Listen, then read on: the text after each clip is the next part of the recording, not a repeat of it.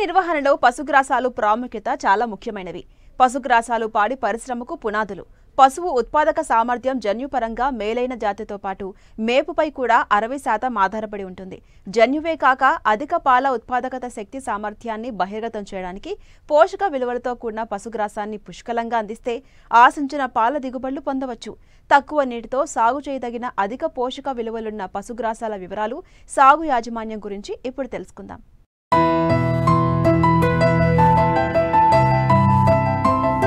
పశుగ్రాసం అంటే రైతులకు గుర్తుకొచ్చేది జొన్న, వరి, సజ్జ తదితర తృణధాన్యాలు. వీటిలో పశువులకు కావాల్సిన పోషకాలు లభించవు. పైగా వీటికి ఖర్చు అధికం, జీర్ణం కాని భాగం ఎక్కువే. అందుకే మేలైన పశుగ్రాసాల సాగుపై పాడి రైతులు దృష్టి సారించాల్సిన అవసరం ఎంతైనా ఉంది. మేలైన పశుగ్రాసాలను సాగు చేయడం ద్వారా అధిక పాల దిగుబడి పొందవచ్చు. ఉన్న కొద్దిపాటి విస్తీర్ణంలో అధిక దిగుబడినిచ్చే పశుగ్రాసాలను సాగు చేయడం ద్వారా ఖర్చులను తగ్గించుకుని పశుపోషణ లాభదాయకంగా మార్చుకునేందుకు అవకాశముంటుంది. అయితే మార్కెట్లో ఉన్న అధిక పోషక విలువలు కలిగిన రకాలేంటి, ఎక్కడ దొరుకుతాయో తెలియజేస్తున్నారు పశ్చిమ గోదావరి జిల్లా వెంకట్రామన్నగూడెం గేదెల పరిశోధనా స్థానం ప్రధాన శాస్త్రవేత్త డాక్టర్ ఆనందరావు. ఈ యొక్క వర్షాకాలంలో రైతులు పశుగ్రాసాలని విరివిగా సాగు చేయాలి. ఏకవార్షిక ధాన్యపు జాతి పశుగ్రాసాలకి రారాజు మెయిజు అంటే మనము మొక్కజొన్న అని చెప్తాము, ఆఫ్రికన్ టాల్ మెయిజు. అదేవిధంగా హైబ్రిడ్ నేపియర్లో సూపర్ నేపియర్ని కూడా మనము పశుగ్రాసాల రారాజుగా చెప్పవచ్చు. ఈ యొక్క సూపర్ నేపియర్ పశుగ్రాసం అనేది ముఖ్యంగా ఈ హైబ్రిడ్ నేపియర్ రకాల్లో చాలా రకాలు ఉన్నాయి. కో1, కో2, కో3, కో4, కో5 ఉంది, కోయంబత్తూరు వెరైటీసు. అలాగే NB21, BN2, IGFRI ఝాన్సీ వాళ్ళు డెవలప్ చేశారు. అదేవిధంగా ఈ యొక్క సూపర్ నేపియర్ని APBN1ని మన ఆచార్య NG Ranga agriculture university develop చేసింది. ఈరోజు సూపర్ నేపియర్ భారతదేశంలో పాడి అభివృద్ధిలో ప్రత్యక్ష పాత్ర వహిస్తుందంటే ఏమాత్రము సందేహం లేదు. ఈ సూపర్ నేపియర్ అనేది దీనిలో మనము పోషకాలు చూసుకున్నట్లయితే సుమారుగా 12 నుంచి 14% వరకు ప్రోటీన్ ఉంటుంది. ఈ ప్రోటీన్ ఉండటం వలన మనకు పాడి ఉత్పత్తి పెరగడమే కాకుండా పాలలో వెన్న శాతం పెరుగుతుంది. ఇక రెండవది ఆక్సలేట్స్ అనేవి చాలా తక్కువగా ఉంటాయి. ఇక మూడవది దీన్ని 55 రోజుల వయసు వచ్చిన వరకు పెంచి సుమారుగా అప్పటికి 12 నుంచి 14 అడుగుల ఎత్తు పెరుగుతుంది, అంటే భూమి యొక్క సారం బట్టి. అదేవిధంగా దీనికి వింటర్ డార్మెన్సీ అంటే శీతాకాలంలో ఇది ఎదుగుదల అనేది బ్రహ్మాండంగా కనిపిస్తుంది. మిగతా హైబ్రిడ్ నేపియర్ గ్రాసులు అన్నింటిలో కూడా శీతాకాలం ఎదుగుదల ఉండదు, వింటర్ డార్మెన్సీ ఉంటుంది. ఈ పశుగ్రాసానికి వింటర్ డార్మెన్సీ ఉండదు. ఇది చెరుకులాగా ఆకుపచ్చగా మనకు కనిపిస్తుంది, నిటారుగా పెరుగుతుంది. దీనికి ఆకు అంటే లీఫ్ పోర్షన్ తక్కువగా ఉండి స్టెమ్ పోర్షన్ ఎక్కువగా ఉంటుంది. 55 రోజుకి వచ్చినా సరే మనకు ఈ స్టెమ్ అనేది, కాండం అనేది చాలా మృదువుగా తీయగా ఉంటుంది. అందువలన ఈ యొక్క పశువులు చాలా ఎంతో ఇంట్రెస్టింగ్గా ఈ యొక్క పశుగ్రాసాన్ని తింటాయి. కాబట్టి ఈ యొక్క పశుగ్రాసము ఇప్పుడు మన దేశమే కాదు, మన రాష్ట్రంలో అన్ని జిల్లాల్లో కూడా విరివిగా సాగవుతుంది. దీన్ని ఇక్కడి నుంచే మనము ఒరిస్సా పంపించాము, అండమాన్ పంపించాము, కర్ణాటక పంపించాము, మహారాష్ట్ర పంపించాము, రాజస్థాన్ పంపించాము, గుజరాత్ పంపించాము. ఆ విధంగా దేశంలో చాలా రాష్ట్రాలకు ఈ పశుగ్రాసాన్ని మనము ఇవ్వటం అనేది అయితే జరిగింది. అయితే ఈ పశుగ్రాసం వలన పాడి ఉత్పత్తి జరుగుతుంది, పునరుత్పత్తి కూడా చాలా బాగుంటుంది.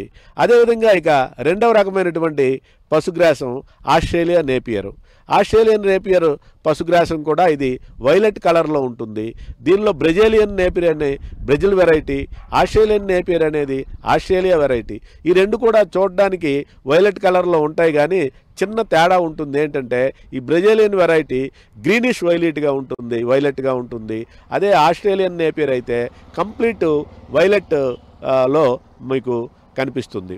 ఈ 2 పశుగ్రాసాలలో కూడా మనం చూసుకున్నట్లయితే స్టెమ్ పోర్షన్ చాలా తక్కువగా ఉంటుంది, ఆకు అనేది చాలా ఎక్కువగా ఉంటుంది. వింటర్ డార్మెన్స్ అనేది వీటిలో కూడా మనకు కనిపించదు.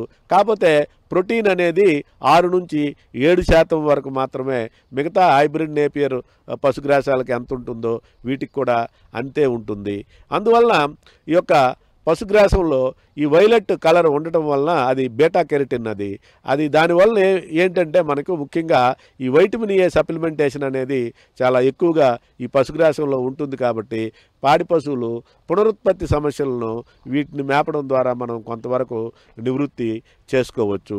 ఈ యొక్క ఆస్ట్రేలియన్ రెడ్ నేపియర్ని అలాగే బ్రెజిలియన్ రెడ్ నేపియర్ని సూపర్ నేపియర్ని కూడా మనం ఇక్కడ సాగు చేసి కావలసినటువంటి రైతులకు మనము ఇవ్వడం అనేది జరుగుతుంది. హైబ్రిడ్ పశుగ్రాసాల సాగుకు తక్కువ శ్రమ, పెట్టుబడి అవసరమవుతుంది. నాటిన కొద్ది రోజుల్లోనే పశుగ్రాసం కోతకొస్తుంది. పచ్చిమేత రుచికరంగా ఉండటం వలన పశువులు ఇష్టంగా తింటాయి, సులభంగా జీర్ణం చేసుకుంటాయి. పచ్చిమేత వలన పాల దిగుబడులు 25% వరకు పెరుగుతుంది.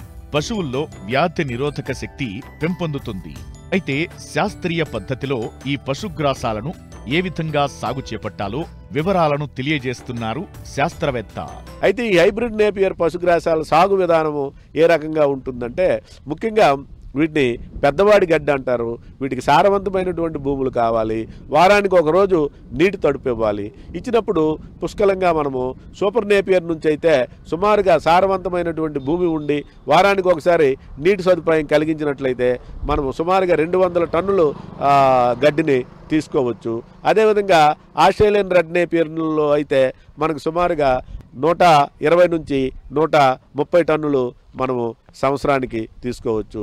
అదేవిధంగా మిగతా హైబ్రిడ్ నేపియర్ వాటిలో 80 నుంచి 100 టన్నులు మనము పశుగ్రాసాన్ని సాలీన పొందవచ్చు. ఈ రకమైనటువంటి వ్యత్యాసము ఈ యొక్క పశుగ్రాసాల్లో ఉంది. కాబట్టి మరి రైతు సోదరులు ఇప్పుడు వస్తున్నటువంటి ప్రాచుర్యం పొందుతున్నటువంటి ఈ ఆస్ట్రేలియన్ రెడ్ నేపియర్ అదేవిధంగా ఈ యొక్క సూపర్ నేపియర్ వంటి పశుగ్రాసాలను సాగు చేసి వాటి పాడి అభివృద్ధి చేసుకోగలరు. ముఖ్యంగా వర్షాకాలము ఈ యొక్క పశుగ్రాసాలు అభివృద్ధి చేయడానికి అనువైనటువంటి కాలం కాబట్టి రైతులు ఈ పశుగ్రాసాల సాగుపై దృష్టి పెట్టాలి. అయితే 1 ఎకరా పశుగ్రాసం సాగు చేసినప్పుడు ఎన్ని పశువులు పెంచవచ్చు అంటే సూపర్ నేపియర్ పెట్టుకుంటే మనం 5-6 పశువులు పెంచవచ్చు. రెడ్ నేపియర్ మిగతా హైబ్రిడ్ నేపియర్ని పెట్టుకుంటే 3 నుంచి 4 పశువులను మనము పెంచుకోవచ్చు. అదేవిధంగా ఎకరా భూమిని మనం సాగు చేసేటప్పుడు ఈ భూమిని జాగ్రత్తగా బాగా కలిగి ఉండాలి.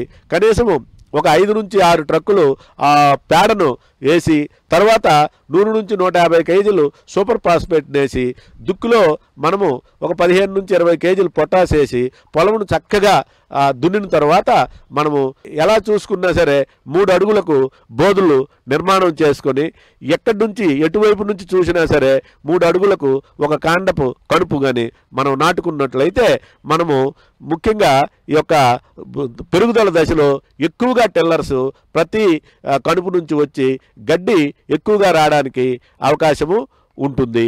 ఈ విధంగా మనము 1 ఎకరాకు 10,000 నుంచి 12,000 కాండపు స్లిప్పులు అవసరమవుతాయి.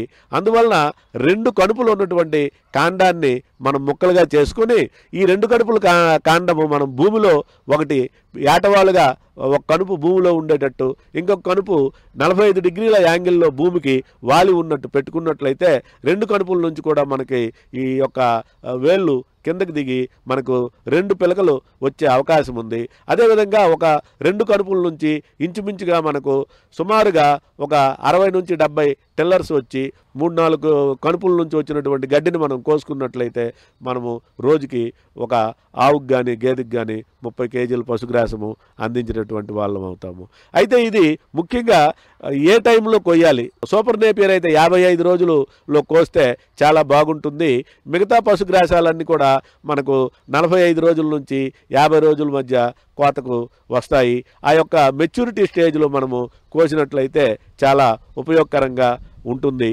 కోసిన వెంటనే ఒకసారి ఈ యొక్క పశువులు ఎరువుని ఇంకొకసారి ఇంకొక కోతలో మనం కొద్దిగా యూరియాని చల్లుకున్నట్లయితే మనకు పశుగ్రాస దిగుబడులు అనేవి చాలా ఎక్కువగా ఉంటాయి. ఈ విధంగా సంవత్సరానికి 5-6 మార్లు ఇవి ఈ కోతకి వస్తాయి. కాబట్టి ఈ యొక్క వర్షాకాలంలో ఈ హైబ్రిడ్ నేపియర్ పశుగ్రాసాలైనటువంటి సూపర్ నేపియర్ని కానీ, రెడ్ నేపియర్ని కానీ, APBN1 కానీ, Co3, Co4, Co5 వంటి పశుగ్రాసాలు ఎక్కడ మీకు లభ్యమైతే అక్కడ నుంచి తీసేసుకొని మీరు వీటిని సాగు చేసి పాడి పశువుల యొక్క మేత కొరత నివారించగలరని కోరుతున్నాను.